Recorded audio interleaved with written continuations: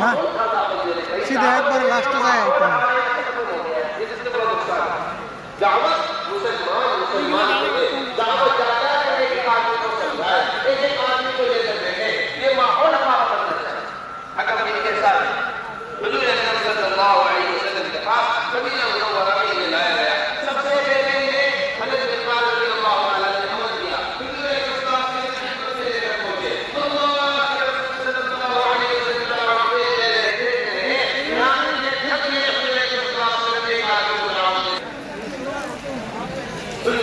सल्लल्लाहु अलैहि वसल्लम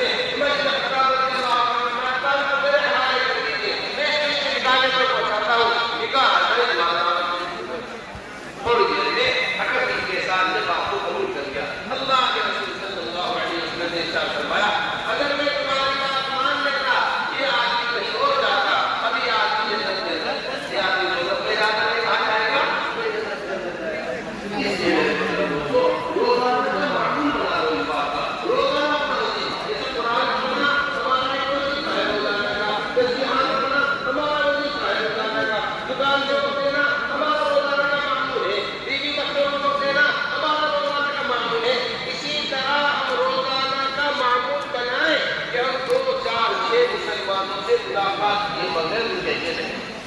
तलाश करेंगे बाकायदा अपनी बस्ती के अंदर कौन ऐसा आदमी है जो नमाज के लिए तैयार है कौन ऐसा आदमी एक से घंटा याद करिए कौन ऐसा आदमी है जो अल्लाह के रसूल की सुन्नतों से दूर है कौन ऐसा आदमी है जो हमारे कुरान के मतलब से दूर है कौन ऐसा आदमी है जो हमारे उलमा की मजलिस से दूर है कौन ऐसा आदमी है जो मस्जिद के माहौल से दूर है रोजाना जाकर तलाश करना পুরানা মাকসাদ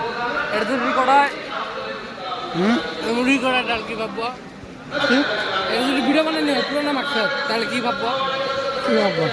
মাকসাদ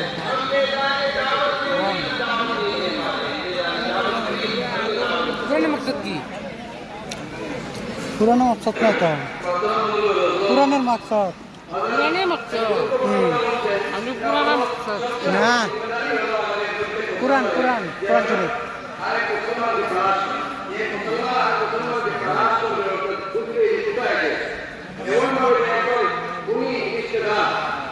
আত্মীয়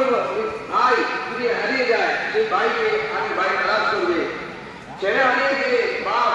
কিভাবে তার ছেলেকে তালাশ করবে কবে কি করবে না বলে এমনই ভাবে আমরা আমাদের এক এক ইমানওয়ালাকে আমরা তালাশ করতে হবে আল্লাহ নবী সাল্লাল্লাহু আলাইহি ওয়াসাল্লামের মর্যাদা কত উচ্চ সবচেয়ে তমাম নবীদের সন্তান তারপরে উনি বলতে হবে না এইভাবে অনেক কিছু লালন দিয়ে মুসলমানকে তার দিন থেকে সরানোর চেষ্টা করবে আর মুসলমান সেই দাওয়াত না থাকার কারণে সে কি করছে সে দিন ছেড়ে তার জীবন যাপন করবে তো বাতিলের প্রথম চেষ্টা লালচ দিয়ে সে চেষ্টা করবে ইসলাম থেকে ফেরানো তারপর চেষ্টা যখন বাতিল যখন এই চেষ্টা ব্যর্থ হয়ে যায় তখন তার দ্বিতীয় চেষ্টা চালায় সেই চেষ্টা হলো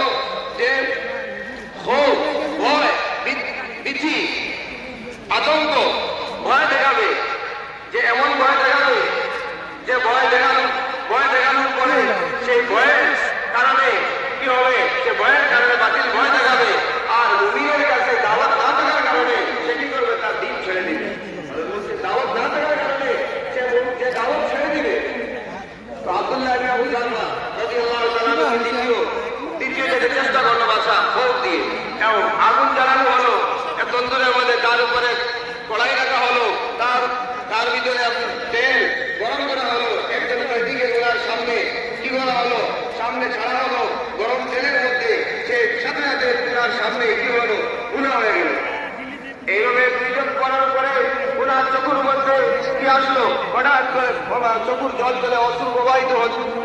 হচ্ছিল এই অবস্থা থেকে বাদশা বললো মনে হয় তোমার দিনের ভিতরে ইসলাম ছাড়ার বলে কিছু আসছে যে তুমি ইসলাম ছেড়ে দিবে কি বলো তখন উনি বললেন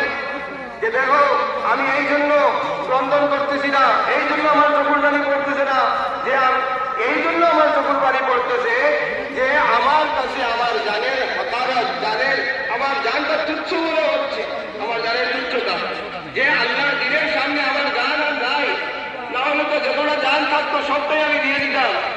আল্লাহ নবী সাল্লাল্লাহু আলাইহি ওয়াসাল্লামের এই তামান্না ছিল যে আমাকে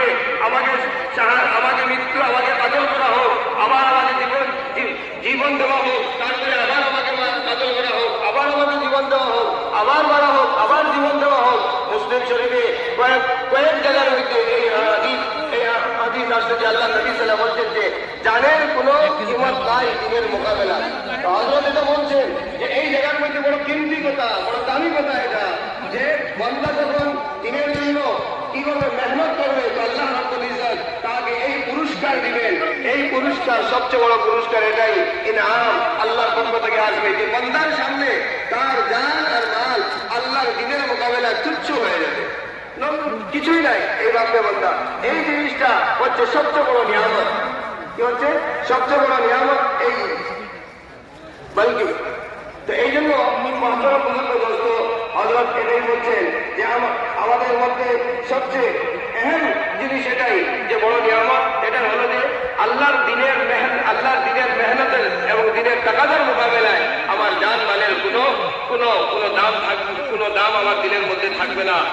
শুধু দাম থাকবে কিসের? আল্লাহর দিন এবং দিনের মেহনতের। क्या खया मेरे मुहतरम दोस्तों, इस काम की अज़मत